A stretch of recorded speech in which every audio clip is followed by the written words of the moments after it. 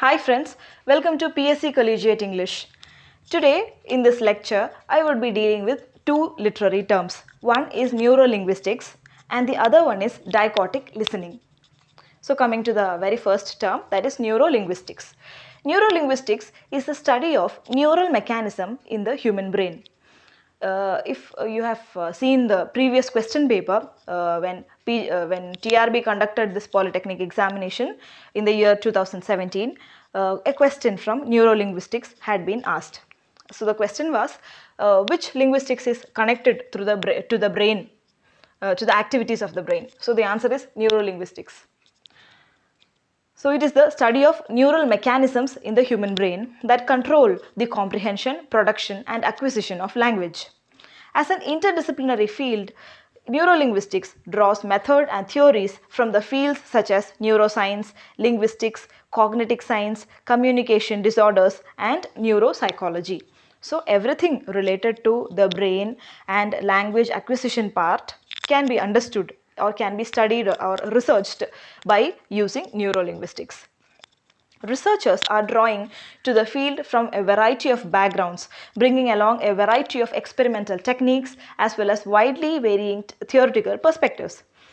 Much work is informed by models such as psycholinguistics, theoretical linguistics, and is focused on investigating how the brain can implement the processes that theoretical and psycholinguistic purpose are necessary in producing and comprehending a language.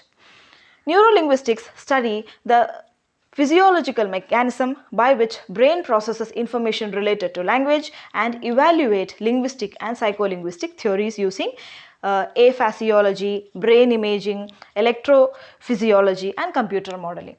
So in short, neurolinguistics is nothing but it is studying the human brain, that is in which portion of the brain does language gets encoded, how language related problems can be treated. We can say that this neurolinguistics is associated with medical field as well. So in some children who have schizophrenia or diseases of that sort which is related to the brain, these neurolinguists help to analyze why how those problems can be treated and in which part of brain does the language acquisition take place.